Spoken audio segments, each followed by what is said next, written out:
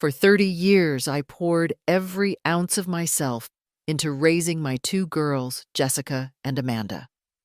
30 years after their father, James, walked out, leaving me with two young daughters and a nursing career stretched thin to make ends meet. I truly believed that the fierce, unwavering love I gave them would be enough, a tether strong enough to keep us close, even as they built their own lives. But then came that Saturday night, scrolling through Facebook, the only corner of that sprawling digital world I ever really visit, and I saw them. My girls, laughing, tanned, arms slung around each other on a sun-drenched beach. With her. With Sophia. The woman James married barely a year after our divorce papers were finalized. The album title read, "Annual Vacay with My Precious Girls, My Precious Girls." Have you ever wondered what cuts deeper? The slow, aching realization that you have been forgotten by your children, or the sharp, sudden knowledge that they have actively chosen someone else to take your place? It is a question that settled into my bones that night, cold and heavy. If you are listening to this story, thank you so much for being here.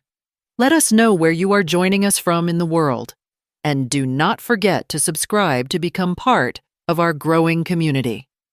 My name is Margaret Reynolds, though most folks call me Maggie.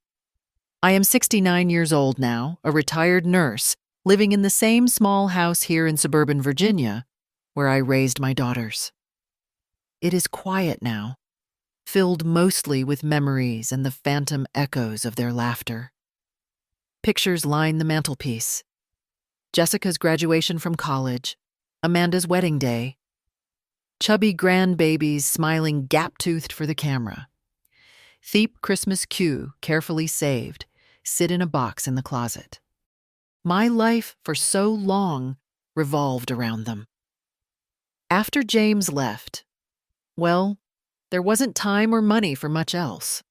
My dreams of traveling, maybe opening a small community health clinic someday, they got packed away along with my wedding dress. The girls needed me. Providing for them, being there for every scraped knee, every school play, every teenage heartbreak that became my purpose. And even now, retired, living on my nurse's pension and Social Security, I still tried to be that mom. Birthday cards always tucked with a check. Maybe a little more than I could truly afford. Christmas meant packages piled high, carefully chosen gifts I hoped they would love. When Jessica, my eldest, now 42 and a successful banker, needed help with the down payment on her beautiful new house a few years back, I didn't hesitate. I dipped into my modest savings, telling myself that is what mothers do. You sacrifice. You give. But seeing them, really seeing them, had become difficult. For the past 5 years, it felt like pulling teeth just to get them to commit to a Sunday dinner. Jessica was always submerged in a crucial project at the bank. "Things are just insane right now, Mom," she would sigh into the phone, her voice brisk and professional. Amanda, my younger one at 38, a high school teacher with 2 kids of her own, always had a litany of reasons. The kids have soccer, then ballet, then Tommy's science fair project. We just can't get away, Mom. You understand. And I tried to understand. I really did. I told myself it was natural. They had careers, husbands, children, busy lives miles away. Of course, they were busy. I remembered being that age, juggling shifts at the hospital, school lunches, parent-teacher conferences. It was exhausting. So I accepted the excuses. I nodded along during our brief, infrequent phone calls. I assured them I was fine. Just pottering around the garden, reading my books. Don't worry about me. Sophia, James's wife. She was a shadow in the background. I knew she existed, of course. James had made sure of that, marrying her so quickly. I heard snippets over the years. She was wealthy, socially connected, traveled extensively. I had never met her. The few times James brought the girls back for obligatory visits when they were teenagers, Sophia was conspicuously absent. There was an unspoken understanding, I suppose. Or maybe just an unwillingness on my part to face the woman who had stepped so easily into the life I once had. I pictured her as brittle, sophisticated, everything I wasn't. A vague threat I kept pushed to the periphery of my mind. Until that Saturday night. I was just scrolling, looking at pictures friends had posted of their grandchildren, the usual harmless evening routine. Then Sophia's profile popped up under People You May Know. Curiosity, a feeling I rarely indulged when it came to James's new life, made me click. Her profile was public, and there it was, album after album. Annual vacay with my precious girls, Cabo 2023. Jessica, beaming in a sundress, arm in arm with Sophia, who looked glamorous in oversized sunglasses. Amanda, building a sandcastle with her children, Sophia kneeling beside them, smiling indulgently. My grandchildren calling this woman, what? Grandma Sophia? The thought sent a physical pang through my chest. I clicked further back. Aspen ski trip, winter 2022. There they were again, bundled in expensive ski gear, rosy-cheeked against a backdrop of snow-covered mountains. Jessica and her husband, Amanda and hers, the kids looking thrilled. Sophia, right in the center, looking effortlessly chic. I remembered that winter. Jessica had told me work was absolutely swamped, and Amanda had said the kids had back-to-back flu bugs, too busy to even drive down for a weekend visit. But not too busy for Aspen. European adventure. Summer 2021. Photos in front of the Eiffel Tower, gondolas in Venice, ancient ruins in Rome. My girls, my grandchildren, exploring the world I had only dreamed of seeing. Always with Sophia, smiling, laughing, looking for all the world like one big, happy family, a family I wasn't part of. Caribbean cruise, spring 2020. Around the time I had surgery on my knee and Jessica had said they just couldn't manage the trip down to help out, what with work and the kids' schedules. But there they were, on the deck of a massive cruise ship, tropical drinks in hand, Sophia raising a toast beside them. 5 years. 5 years of elaborate vacations, expensive trips, shared memories. 5 years of lies. Every excuse, every, we're too busy, every maybe next month, Mom, flashed through my mind, now tainted with the bitter taste of deceit. They weren't too busy for trips. They weren't too busy for family time. They just weren't busy for me. I felt the blood drain from my face. My hands started to shake. It wasn't just that they had lied. It was the casual ease of it, the consistency, the sheer depth of the deception. They had built a separate life, a life that revolved around glamorous trips funded by Sophia. A life where I was relegated to the role of the inconvenient, out-of-touch mother you send a check to on holidays, but don't actually include. My first instinct was a wave of hot, helpless tears. How could they? After everything. Didn't my years of sacrifice mean anything? Didn't my love count? But almost immediately, a chilling numbness followed.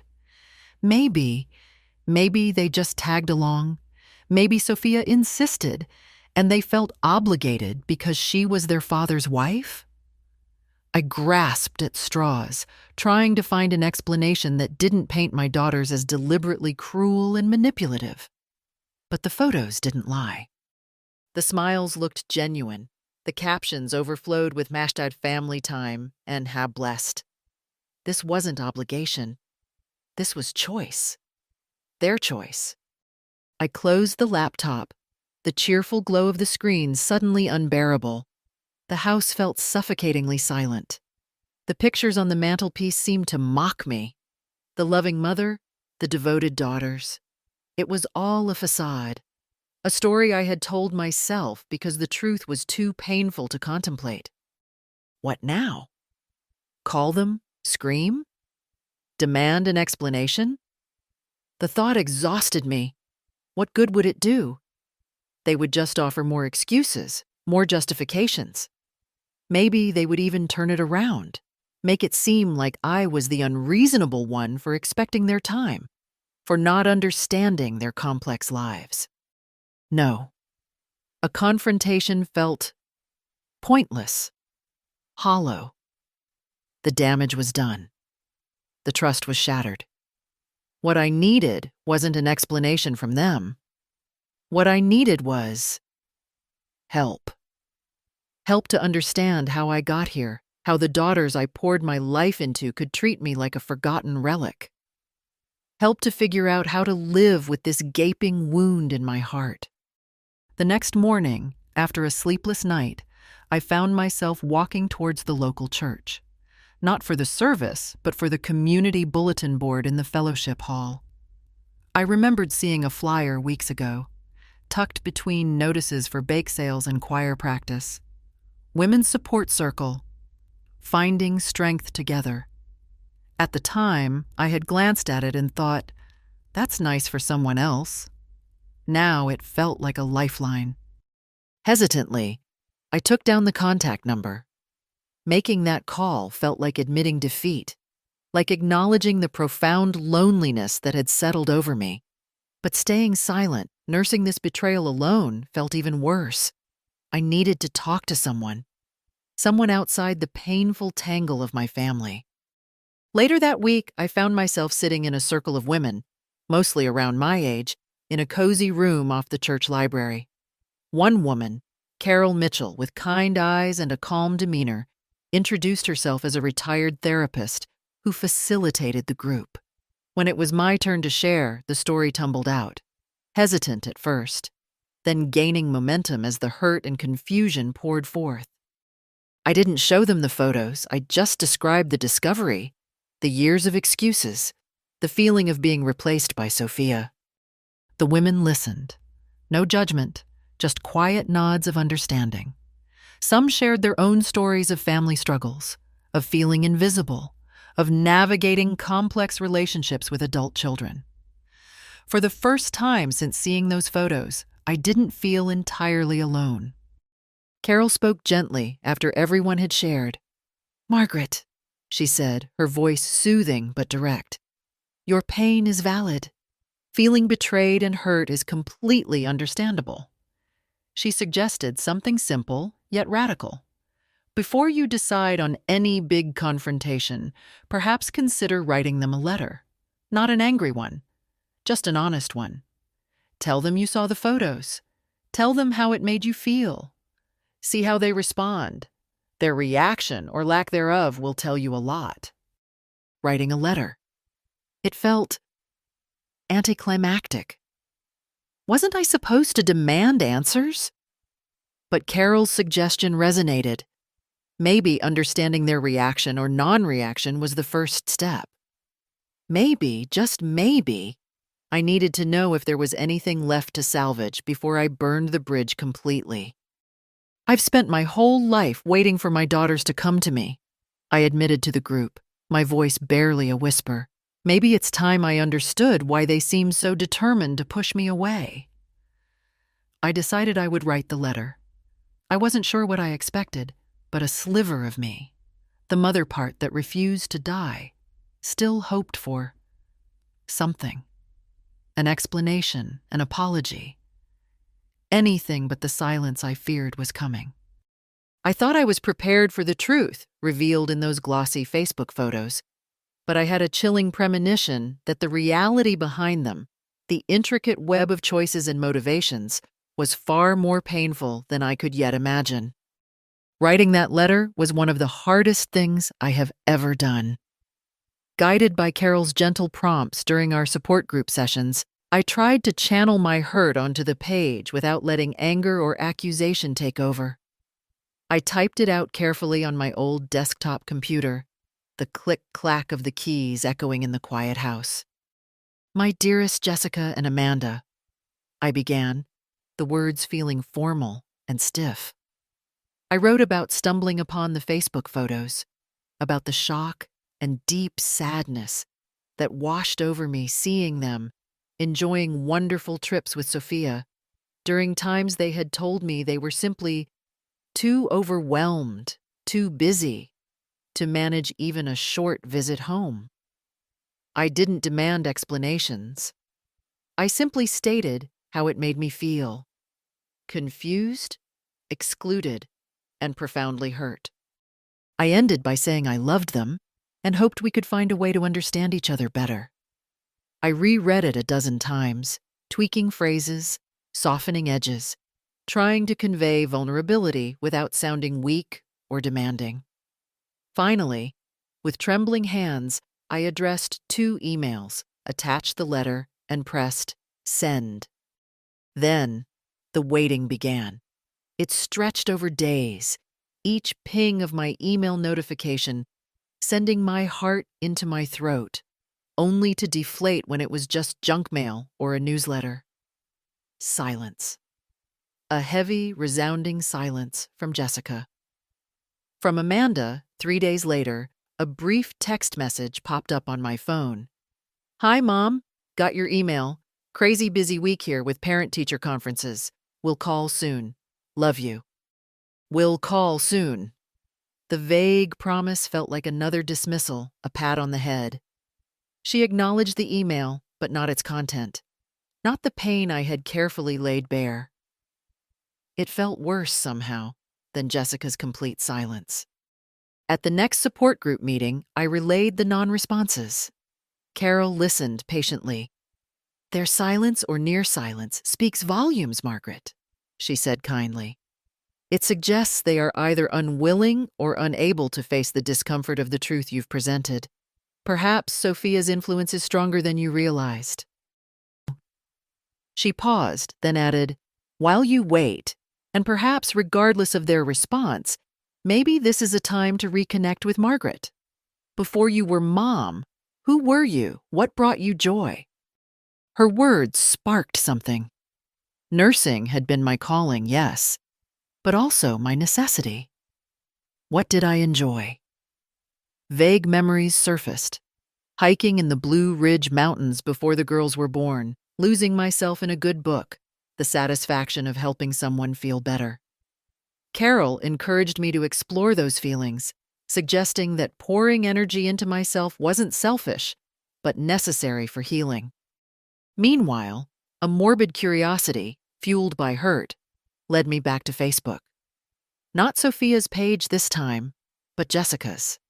Her profile, unlike Sophia's, was mostly private, but some older posts were public. I scrolled back, years back, my stomach twisting with each discovery. There were photos from brunches and shopping trips with Sophia long before the lavish vacations started. Captions read, "So lucky to have this amazing woman in my life," and "Sunday fun day with my second mom," accompanied by heart emojis. Second mom. The phrase felt like a physical blow. This wasn't a recent development. This relationship, this closeness with Sophia had been cultivated over years, deliberately hidden from me. Further digging revealed comments under Sophia's vacation photos, comments my daughters had made. Jessica, "Best trip ever, Sophia. Thanks for everything." Amanda, "Making memories. Love you, Sophia." It wasn't just tagging along, it was enthusiastic participation, gratitude directed entirely at the woman who had replaced me. And the expense of it all, Aspen, Europe, cruises. James wasn't particularly wealthy after the divorce settlement. Sophia, however, came from money. It clicked into place with sickening certainty.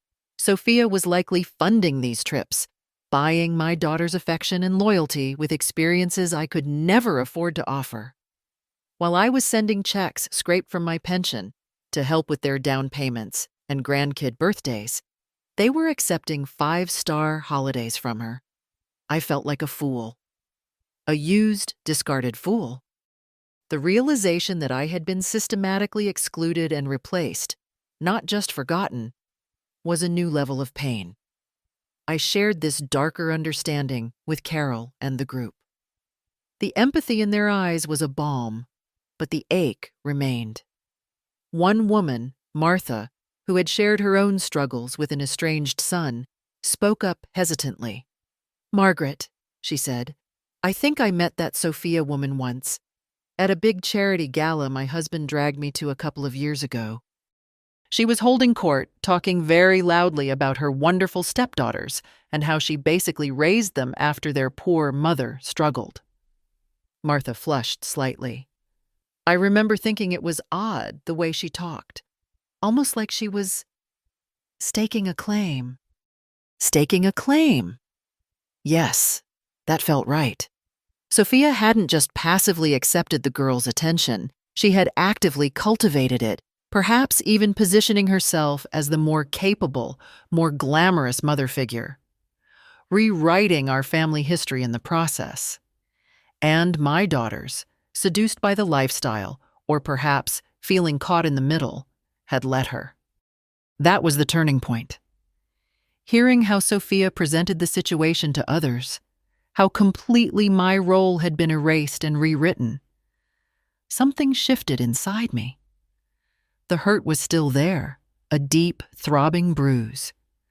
But beneath it, a flicker of anger ignited, not just at my daughters or Sophia, but at the situation itself, at the years I had spent waiting by the phone, making myself small, palatable, hoping for crumbs of their attention. No more waiting. Carol was right. It was time to focus on Margaret. The very next day, I drove downtown to the Community Services Building. I found the office for the Health Access Program, the one providing basic medical care and screenings for low-income residents. My nursing license was still active even though I hadn't practiced in years. My hands trembled slightly as I filled out the volunteer application form. Could I still do this? Was I too old? Too out of practice? But as I listed my 30 years of experience, a flicker of pride returned. I was a good nurse. I had skills. I had compassion. Maybe I still had something valuable to offer, something beyond being a mother. They were thrilled to have me. Within 2 weeks, I was spending Tuesday and Thursday mornings at the clinic, taking blood pressures, assisting with patient intake, listening to people's stories. It was challenging, sometimes heartbreaking, but incredibly rewarding. For those few hours, I wasn't Maggie, the forgotten mother. I was Nurse Reynolds, competent, needed, making a small difference. Around the same time, I saw a flyer at the church for a seniors hiking group, the Trailblazers. On impulse, I signed up. My first hike was awkward. I didn't know anyone, and my knee, the one I'd had surgery on while my daughters were cruising the Caribbean, twinged in protest. But the crisp air, the stunning views from the ridge overlook, and the easy camaraderie of the group were invigorating. People talked about their lives, their travels, their grandchildren, yes, but also about books, politics, gardening. They asked about me, not just about my kids. By the end of the hike, laughing with a woman named Doris about nearly slipping on a patch of mud, I felt lighter than I had in months. Life began to take on a new rhythm. Clinic mornings, Trailblazers hikes, support group meetings, quiet evenings reading books I finally had time for. The aching void left by my daughters hadn't vanished, but it didn't consume my entire horizon anymore. There were other things, other people, other ways to feel valued.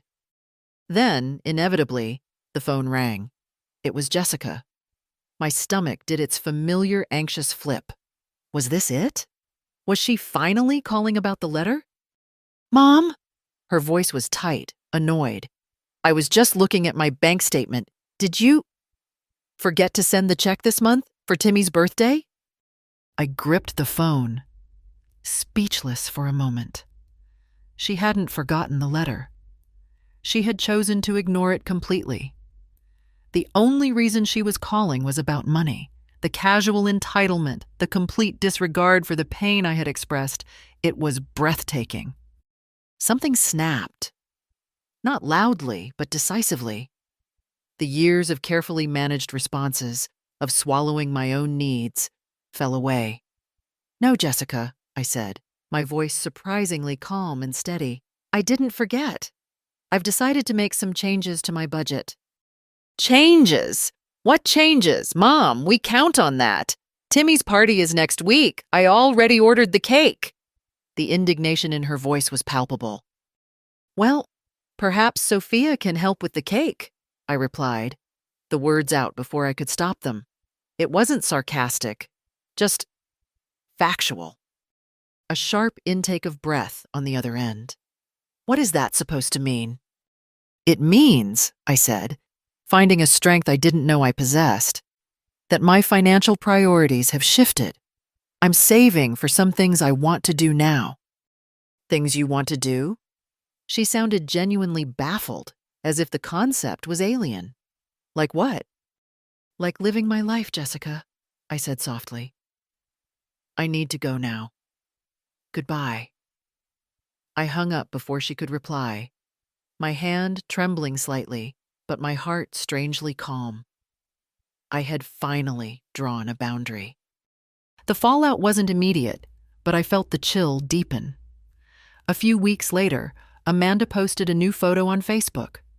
It was her, Sophia, and the kids at some local festival, all smiles. The caption, "So grateful for Sophia, who's always there for us, #best grandma ever." Always there for us. Unlike me, presumably. Another twist of the knife, seemingly aimed directly at my heart.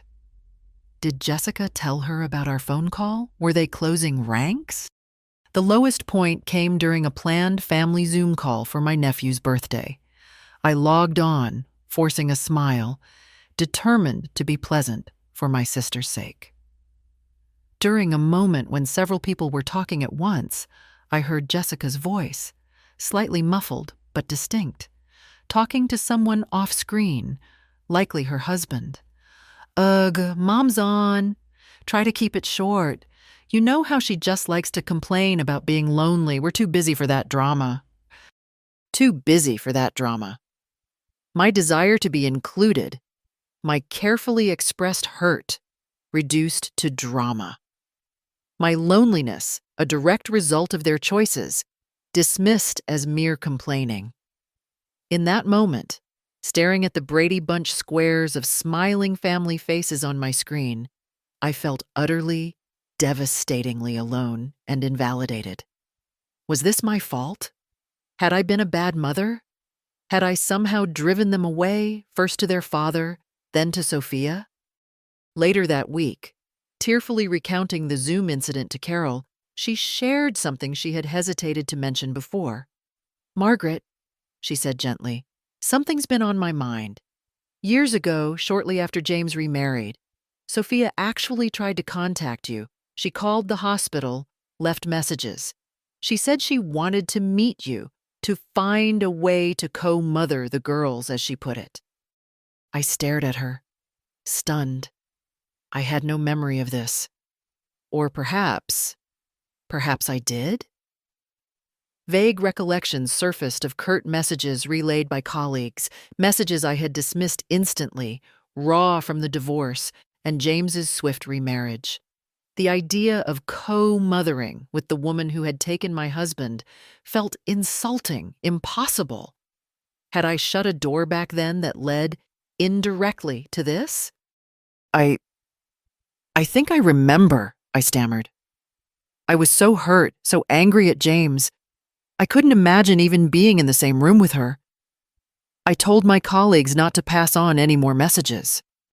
Carol nodded understandingly. "It doesn't excuse their behavior now, Margaret. Not at all. But perhaps, understanding that dynamic, Sophia's initial attempt and your refusal helps paint a fuller picture? Maybe the girls felt caught in the middle, even back then. It didn't absolve Jessica and Amanda, but it added another layer of complexity, another layer of grief. Had my own pain blinded me, contributed to the chasm that now existed between us?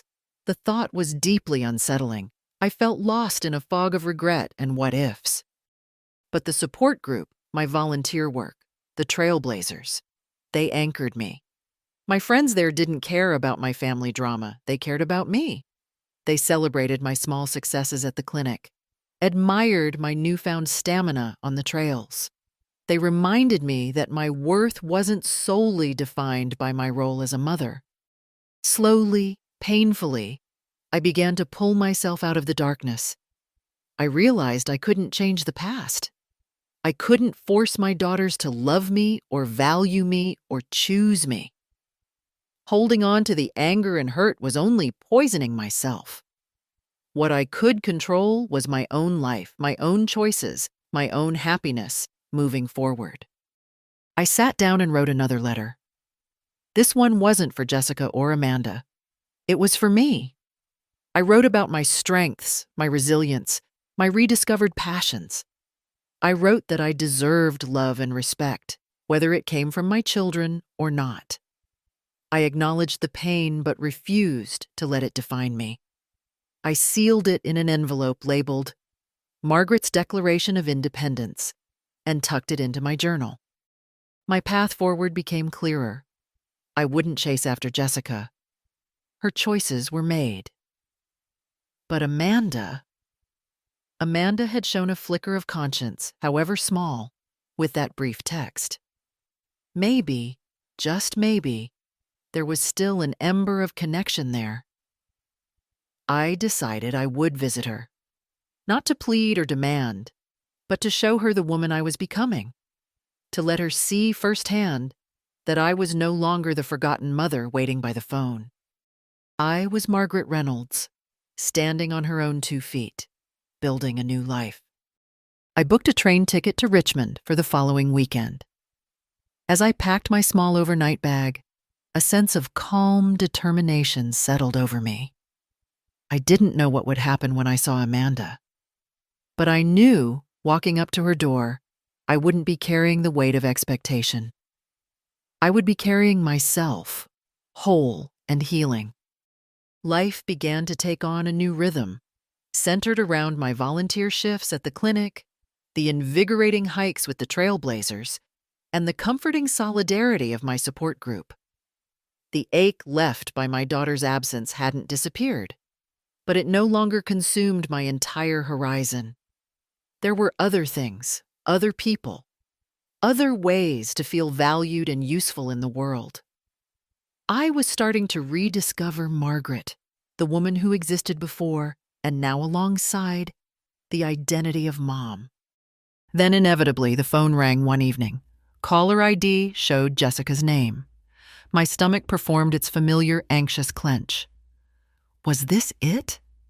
Was she finally calling about the letter, ready to talk, to explain?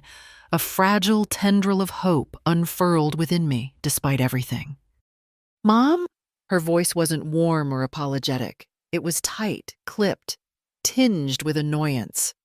I was just looking at my bank statement online. Did you forget to send the check this month for Timmy's birthday? The tendril of hope withered and died instantly. I gripped the receiver, speechless for a moment. She hadn't forgotten the letter detailing my profound hurt.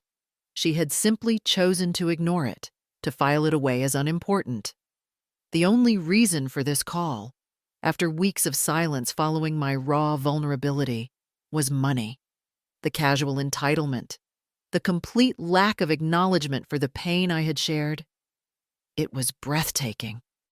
Something inside me shifted then, not with a dramatic snap, but with a quiet, firm click, like a tumbler falling into place in a lock. The years of careful responses, of swallowing my own needs and feelings to avoid rocking the boat, of prioritizing their comfort over my own truth, they just fell away. No, Jessica, I said. my voice surprisingly calm, remarkably steady. I didn't forget. I've decided to make some changes to my budget. Changes? The word sounded foreign on her tongue, laced with disbelief. What changes, Mom? We count on that.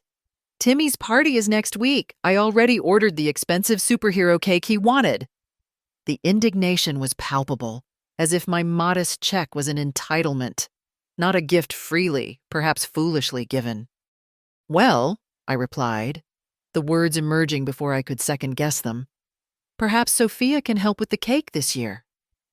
It wasn't meant to be sarcastic, though perhaps a hint of bitterness colored the edge. It felt more like stating a simple, unavoidable fact based on the evidence I now possessed. There was a sharp intake of breath on the other end of the line. Silence crackled for a beat. "What is that supposed to mean?" she finally asked, her voice dangerously low. "It means," I said, finding a reservoir of self-respect I hadn't realized I possessed, "that my financial priorities have shifted, Jessica. I'm saving for some things I want to do now, things for my own future." "Things you want to do?" She sounded genuinely baffled, as if the concept of me having personal desires or financial needs independent of her family was utterly alien. Like what? "Like living my life," I said softly, but with finality. "I need to go now. My book club is waiting." A small fib. I wasn't in a book club yet, but the idea felt good. "Goodbye." I pressed the end call button before she could formulate another demanding reply, my hand trembling slightly, not from fear, but from the adrenaline of finally drawing a boundary. My heart felt strangely calm. The immediate fallout was silence, a deeper, colder silence than before. But I felt the repercussions ripple outwards a few weeks later. Amanda, my younger, usually gentler daughter, posted a new photo collage on her Facebook page. There she was, smiling broadly, flanked by Sophia and my grandchildren at some local harvest festival. Pumpkins, hay bales, cider donuts, a perfect autumn scene. The caption read, "So grateful for Sophia, who's always there for us, at best grandma ever, family fun." Always there for us. The implication hung heavy in the digital air. Unlike me, presumably. Unlike the mother who was apparently too inconvenient, too far away, too... Whatever it was I lacked in their eyes compared to the glamorous, ever-present Sophia. It felt like another deliberate twist of the knife, aimed squarely at my heart. Had Jessica recounted our phone call? Were they reinforcing their chosen narrative, closing ranks against the mother who dared to change the script? The photo, meant to look heartwarming, felt like a calculated dismissal.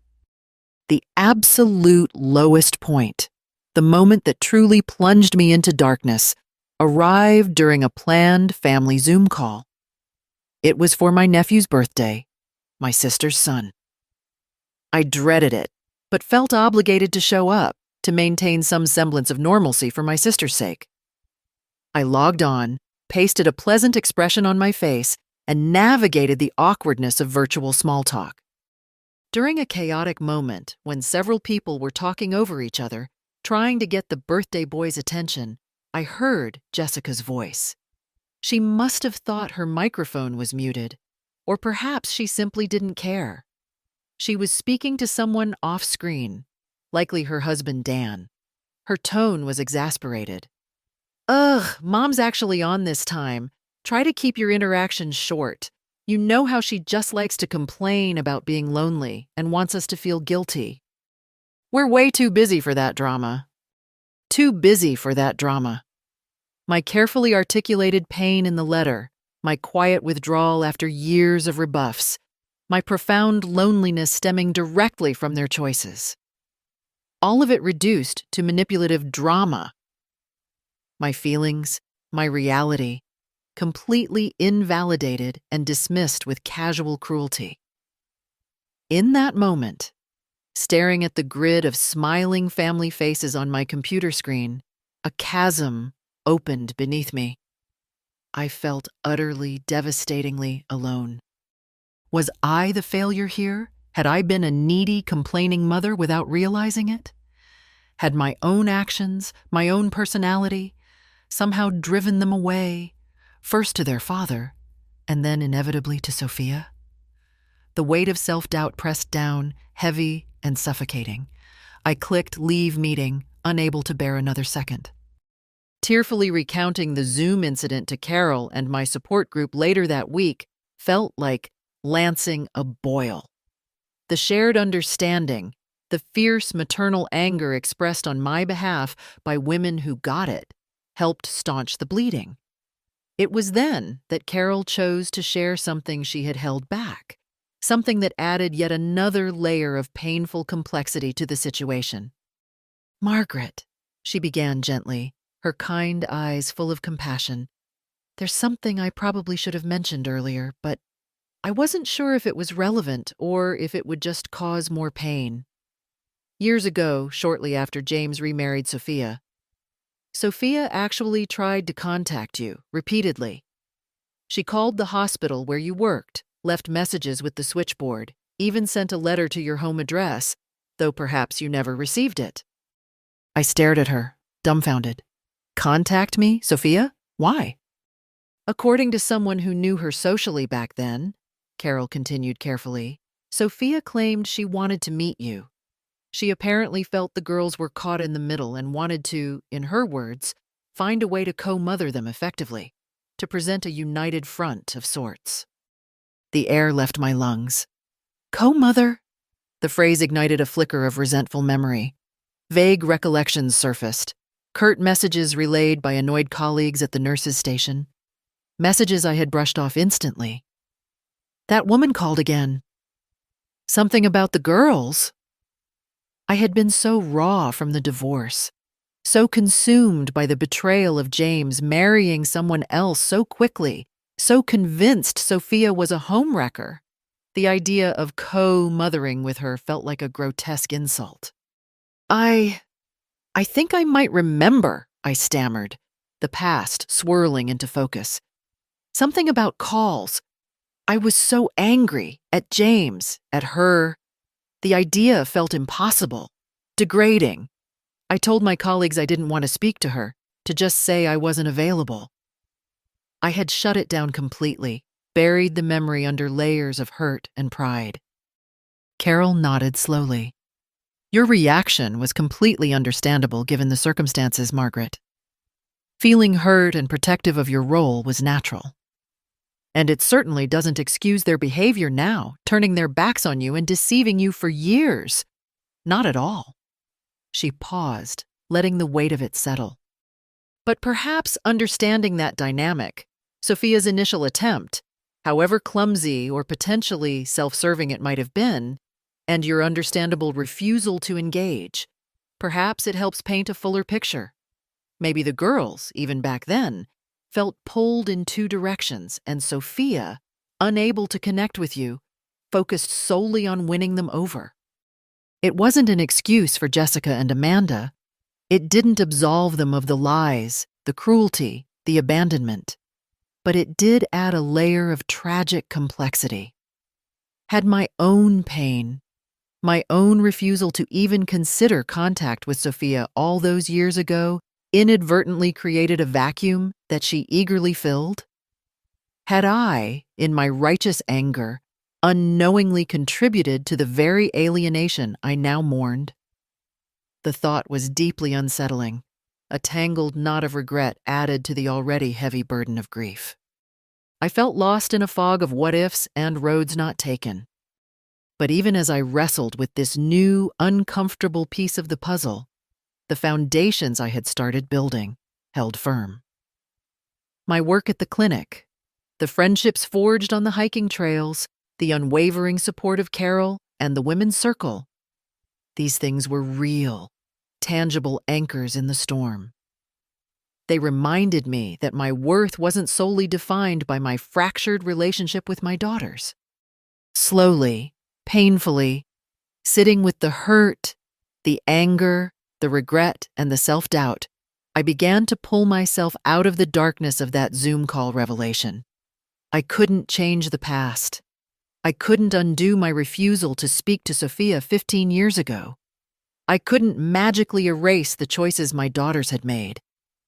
Holding on to the bitterness, letting it fester, was only poisoning me. What I could control was my present, my future, my own response. That evening, I took out my journal. Instead of writing about the pain, I sat down and wrote another letter. This one wasn't addressed to Jessica or Amanda, it was addressed to myself. I wrote about my resilience in raising 2 daughters alone. I wrote about my compassion as a nurse. I wrote about my newfound joy on the hiking trails, the satisfaction of using my skills again at the clinic.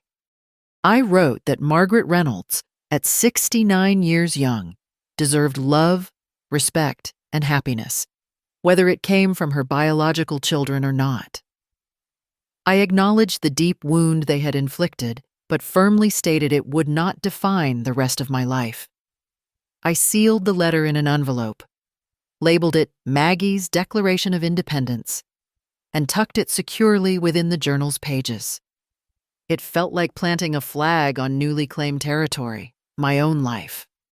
My path forward, hazy just weeks before, now seemed clearer. Chasing after Jessica, demanding explanations or apologies was futile. Her choices, her priorities, seemed firmly set. But Amanda had sent that brief text. Amanda posted the best grandma ever photo, yes. But maybe, just maybe, there was a flicker of conflict within her, a conscience not entirely silenced by her sister's influence or Sophia's allure. I decided then I would go see her, not unannounced, like a victim seeking confrontation. I would call, arrange a visit. I wouldn't go to plead my case or demand her loyalty or rehash the past hurts. I would go simply to connect, to show her the woman I was becoming, engaged, active, finding joy and purpose outside of her. I would let her see, firsthand, that I was no longer the forgotten mother perpetually waiting by the phone for their call. I was Margaret Reynolds, standing tall, building a new chapter, with or without her participation. I looked up the train schedule to Richmond for the following weekend. As I picked up the phone to call Amanda and suggest a visit, a sense of calm determination settled over me. I didn't know how she would react or what the outcome of the visit would be, but for the first time in a long time, I felt like I was moving forward, not looking back. I was ready to step into her world, not as a supplicant asking for crumbs of affection, but as her mother, whole and healing, inviting her to see me as I truly was now. Surprisingly, Amanda agreed readily to the visit when I called. Perhaps my calm, matter-of-fact tone, devoid of the usual pleading undertones she might have expected, threw her off guard. Or perhaps, as I suspected, a sliver of guilt gnawed at her beneath the surface. Whatever the reason, she invited me to stay the weekend at her place in Richmond. Packing my small overnight bag felt different this time. I wasn't packing as the grieving mother seeking solace or answers. I packed as Margaret, a woman with her own life, planning a visit. I included my hiking boots.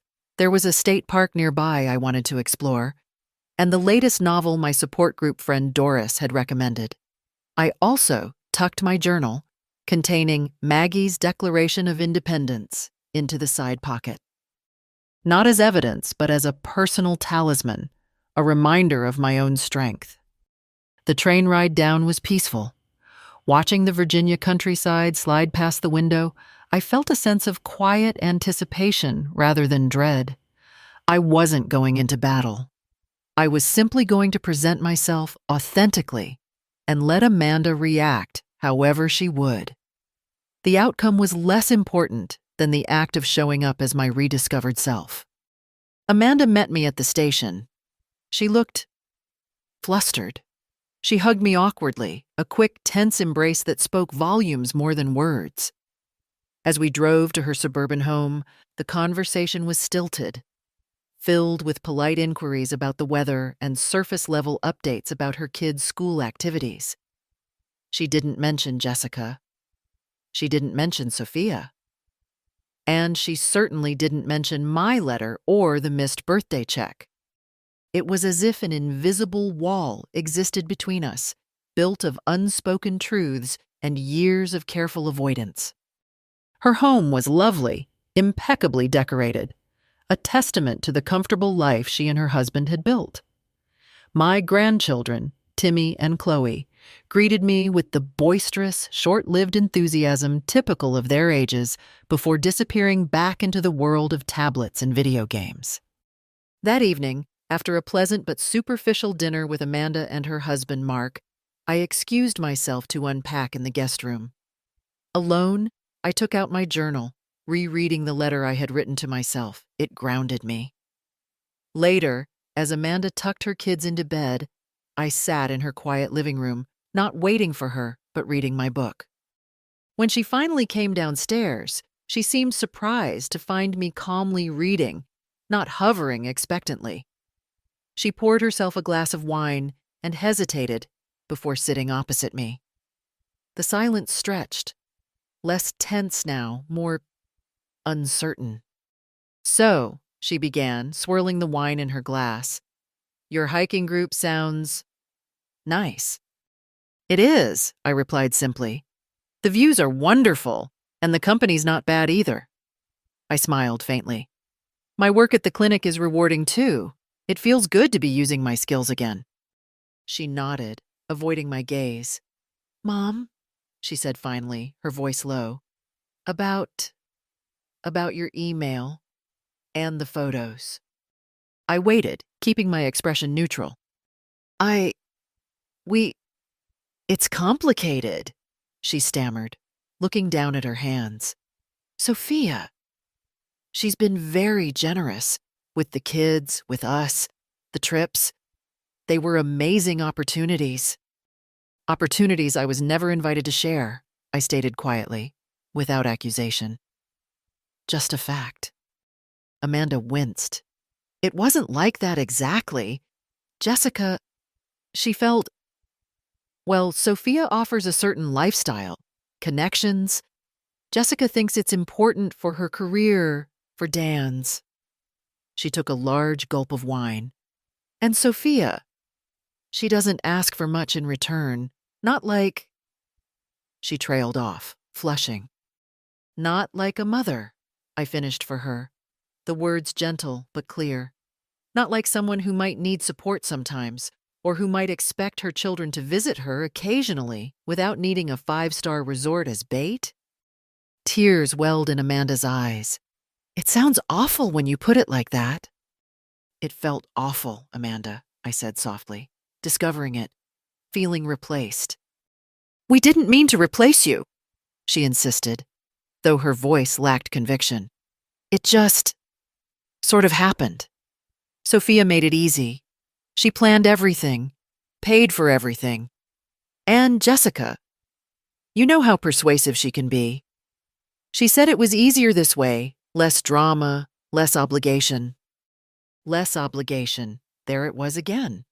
The idea that a relationship with me was primarily a burden. Then came the small twist, the crack in the facade of unified sibling betrayal. "Actually," Amanda admitted, looking miserable, "a couple of years ago, after your knee surgery, I suggested we should try to include you on one of the shorter trips. Maybe that cruise." Jessica talked about it too, briefly. But Sophia, she wasn't keen on the idea. She said it would change the dynamic. She said you probably wouldn't enjoy her kind of travel anyway, so we dropped it. It was easier. Easier. Easier to exclude me than to challenge Sophia or manage any potential awkwardness. Easier to maintain the comfortable status quo funded by Sophia's generosity. It wasn't a full exoneration, not by any means, but it revealed a crack in Jessica's resolute rejection and Sophia's subtle manipulation. Thank you for telling me that, Amanda, I said sincerely.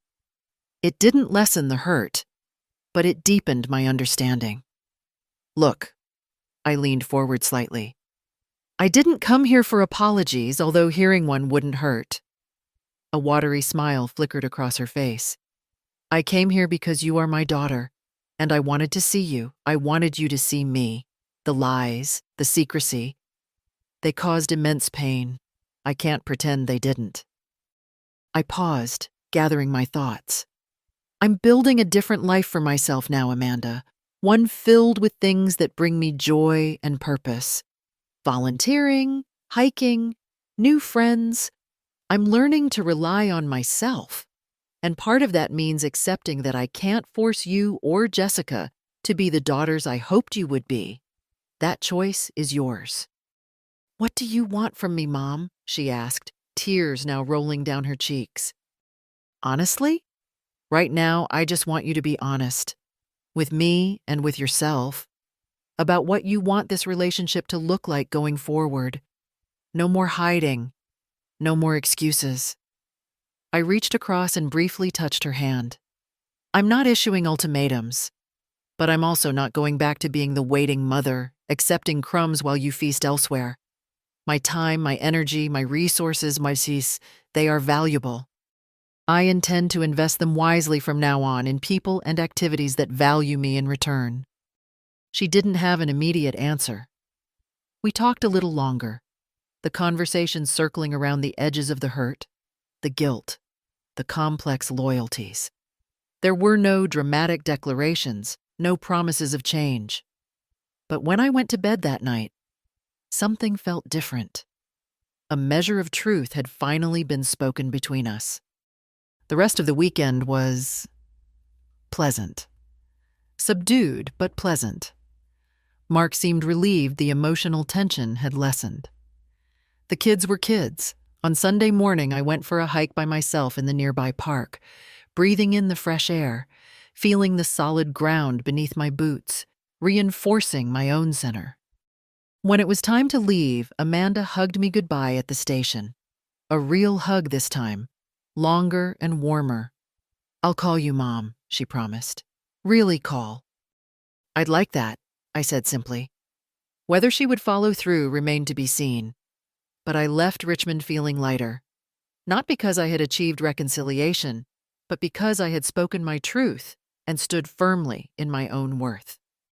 Back home, life continued its new, fulfilling rhythm. I didn't hear from Jessica, and I stopped checking her Facebook profile. I didn't need to see curated snapshots of a life I wasn't part of. I focused on my own snapshots, laughing with Doris on a windy peak, helping a nervous patient understand their medication at the clinic, discussing a fascinating book with my support group. Amanda did call, tentatively at first, then more regularly. We talked about her kids, her teaching job, my volunteer work. We didn't talk much about Jessica or Sophia. It was a careful rebuilding, step by fragile step, on new, more honest ground. She even drove down for a day visit a few months later, just her, bringing a thermos of coffee and pastries, and we took a walk along the river, talking like we hadn't in years. The financial gifts to Jessica remained stopped.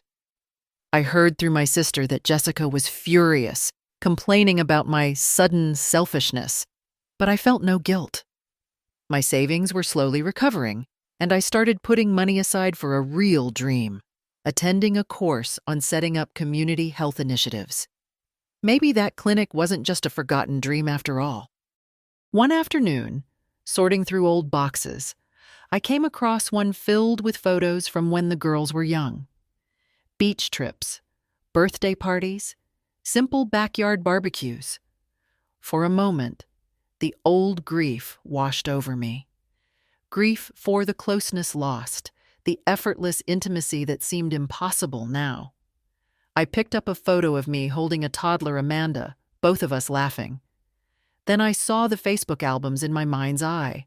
Cabo, Aspen, Europe. I gently placed the old photo back in the box. I didn't need to be the mother in Sophia's glossy vacation albums. I was the mother in these faded photographs, the mother who had raised her daughters with love and sacrifice. And now I was also Margaret, a woman rediscovering herself, finding joy and purpose on her own terms. I smiled, a genuine, peaceful smile. The love I had given wasn't diminished by their choices. And the love I was now giving myself? That was priceless. At 69, soon to be 70, I was finally learning that the most important relationship I needed to nurture was the one with myself. And that journey, I realized, could be the most fulfilling adventure of all. Thank you so much for listening to my story today. It means the world to share it with this community. If this resonated with you, if you've ever felt overlooked or had to rediscover your own strength later in life, please give this video a like and subscribe to our channel. We truly value your presence here. Share your thoughts and experiences in the comments below. Your voice matters. Please check out our other stories, and we hope to see you back here again soon. Goodbye for now.